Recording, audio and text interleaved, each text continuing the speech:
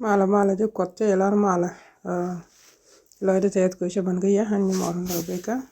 bible an dong Thursday la ngana se jelo ba se jelo milyak bo kot ko bo ka je ngara ma chakon ko yob kon ka gang kon pe kete dial don nya kon jak pala kot ko ne yob ye kwata yentino shama yob nga kwata tana kone jigala akan kono rai bible dan ba kon ma ka pal ma tot shana pala kore jago kon Yesu Kristo wadin talo ajune kama une lyak ne kama ne go ne kama in kuoro ngum ke dial mchangel kan pin gwara ka ganda ka kanda wadin chilo da te gen same ni pinyo akari ni ko ne ke beleng wadin ne ka la roda ka ne ro chom ka jen pa ka ne itina ka jala jel ka ne ya rai wen mona shin ne itatina kama lim ne bandu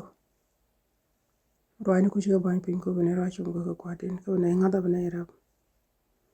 ko manga ne ka gur ne jen bane kan ja ka jama ja le loja ko ye ko ngo abra ka ne ko bane riet ko bane ko wadin ti jo bita kel nga wante bulat ko din bro ni jen reida ka bi ka pot jaman ci la le piede baka waj wani ko tila nay kiti ko din cirka koy do yor nay pin e jen bi ka wajo e jen bi ko yowa long de be ko de be shudu ka de yongor amen wajo ko tila de tet ko shaban ka ya ko jen same ta kon ka kotor jidit ta kon kala sana rawde kotor bala mala wi ka pet je kotor dung ut jiganis rol jane to ko ne ka shomal to kotor men tame pai kono to kan ta ju kon kutung tane ka second ne ka lesana rawde kotor ma roy kon ga ja sho shere men ut jiganis rol ko continuous ko mich Moses e shara mishi dit ka shara mishi liu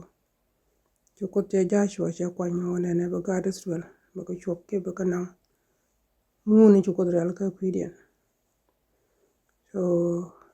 title dung lesson da na rawde ko to ni cha gor surprise by grace chere wona ne cha je paraka ka shiang palaka kie paraka ka shiang kie ga ka shiang palaka to kon ka lesson die dien ajen title dung lesson alo chere go paraka kie ga ka shiang palaka ni kone wona ne rei kot go kon kan jak ko bana jal ka bana chong nyam kot ka bana rwani kalat apalaka ko shukorong ko chong nyam de ko kon ki duore tele mu go ko kon tele mu go ambara to dan re sharadan lakin ko kot so kon lak ko so kon palaka ne jolon kon chong nyam don ka jolon kon bu ko ro chungo ko rwani ka bu kon kalat Old Testament ne ngai ko ne walia la te shunga go ene dwar mo tod mi shidir wa inak ma Jesus shaban alo che grace no ke palaka che no ke ko la ko shaban ka jake so isra mo ko na kwan ka Thursday raja ka ne ti shale Jibonite to ke dor mi ko dor te ci gades rol ko benjak ko me te Moses te promise ko je ba nan wich ko mo ke len mi ta ka shak ka twar len mi go sha wa bar ni dial to tin ba ko joy ratin ka biya ka destroy jere biya ne to tin biya ka joy ra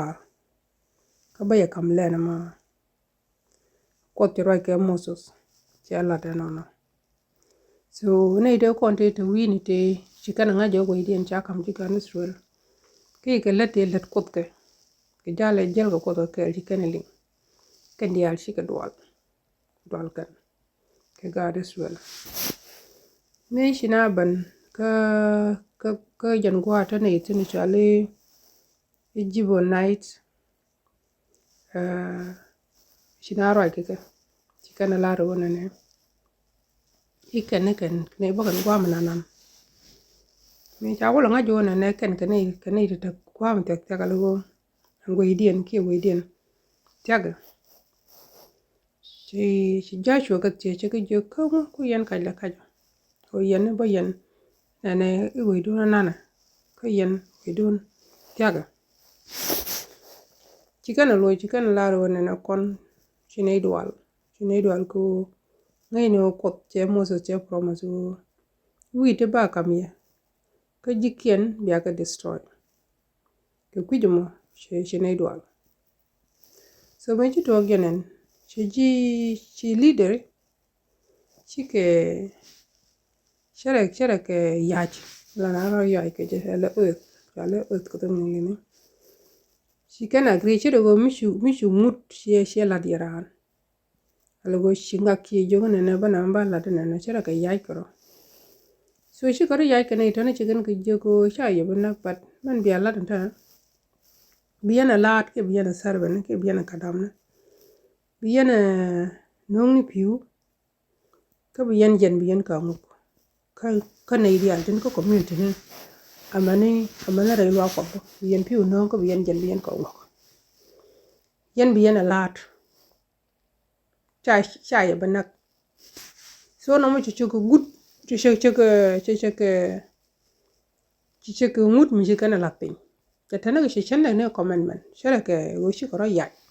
no shi kana ta shi kan ta bana so ne itani chika chwalat ko kan taban kan Israel dwal kan ko kan mite mi shiraro ya ke je che shob nyam kot do mi sheto no ma shir mi tulu ngut kot ke je kan goro de ngut kot da ran to so jen sha kon na re culture dan mi shi mut mi shiro ya ko shara ya je ne la bu me blo re ya je do ke tere ya re shianga dai community ni mane kon dam la kon agu jo ne mi kuni ke bible long la tu ngon la ka je ko shet kan kare shianga la ro do ti jo ne ka to ko ka le je gidi ko do jon ko do kelo jan bana ko nga jo ko do na jon ko do kelo te la nuora ka la tu ngon te la nuora ka la te gwa mi je kwen recently raje ko ba yang ba nak ba ngok ba da kreo ka ba bel tadana nan ka leng re nuore so kon na ba kon gwa kel chan ke de ti la go jere ba bole men ho ba riam ba kit ba mitariam ba nak ba riam ba kit tadana ngot ka re nuore ke me dan ji jusa kan kalat ke ka re ba bole ba ga mpel ke Jesus ne cheban so an yach mitatin men re chi ngada na mishiro yach ke mishiro gut karan ti ja goro bi to le jen ti to ka leader ni Israel ti kara yach ke ji jil jibonait ogo chicken ka menak bad bilen kana la lat radian chico chula de la lat radian ala wo non kan piu ka non kan piu ka lel kana ka job kan jen ka non kan jen alo ken chika chwa part in community ka chika part in community ko chika part in Israel bo ko na mata kare dun shere go chaka shere mi chaka colonize chika serbe dun chika dabre dun chika kwere dun chika pare dun chike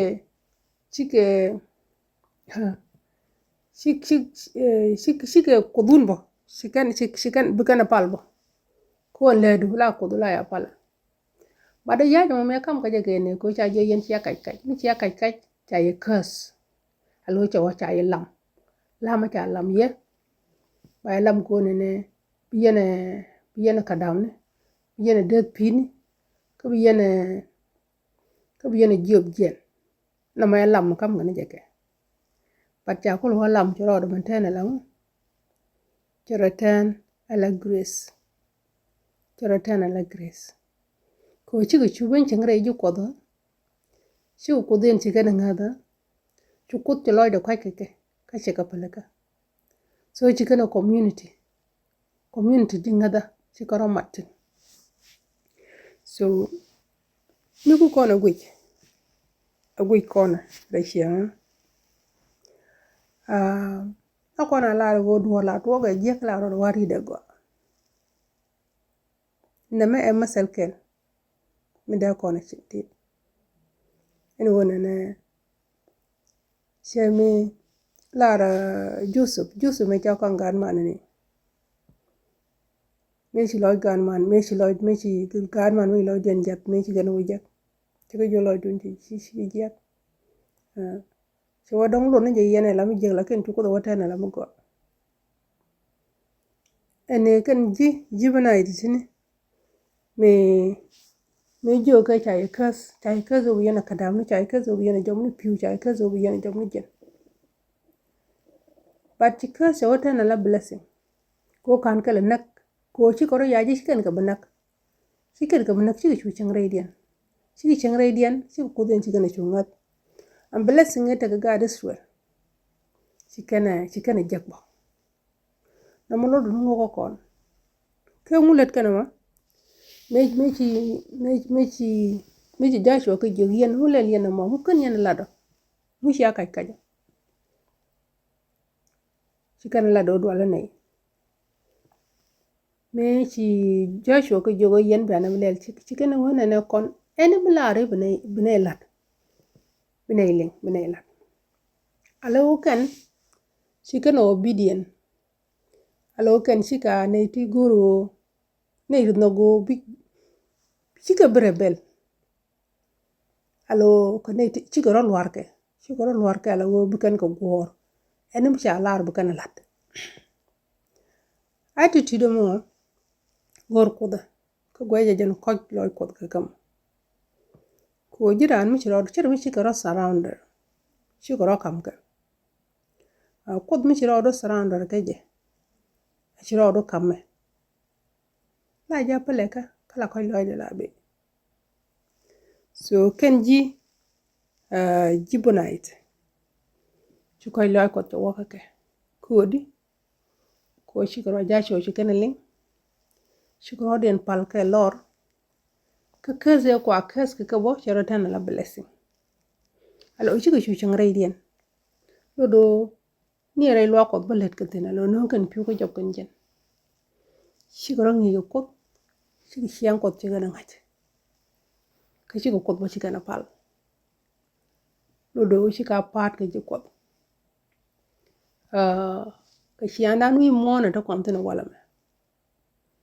goro bana sheke jibonite ano pot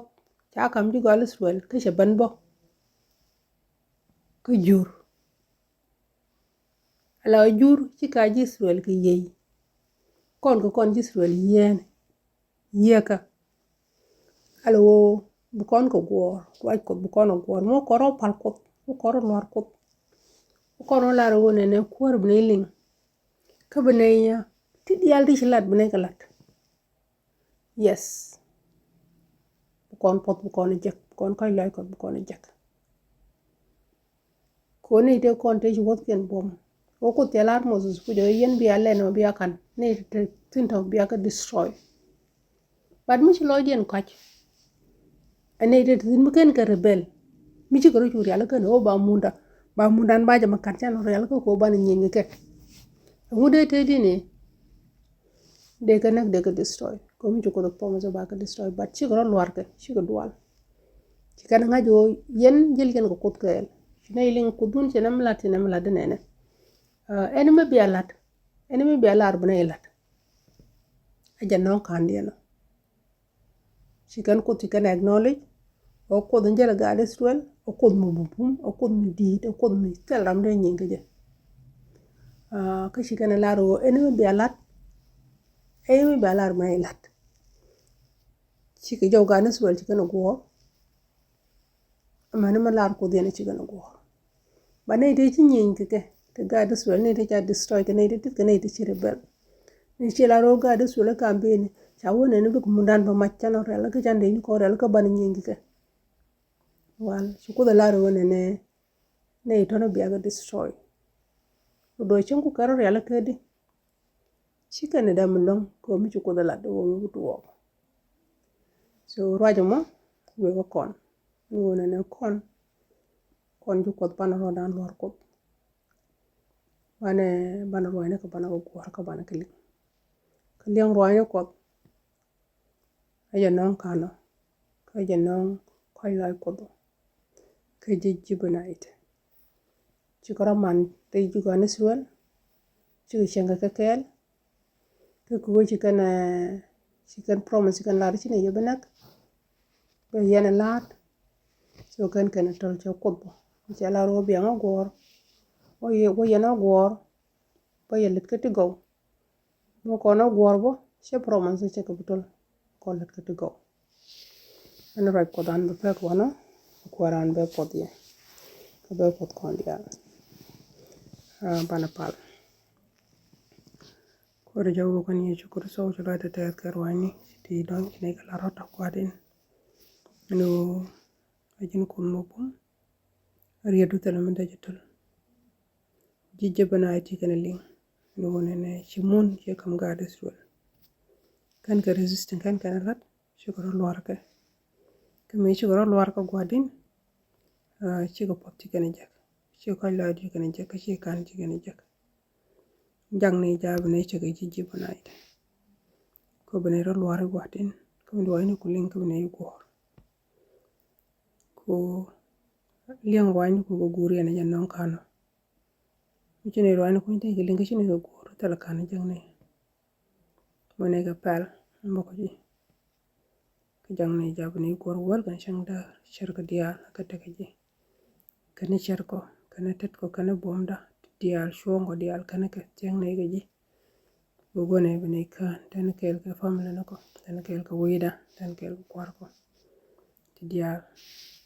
ne ga kam shudu gat ko yongwar amen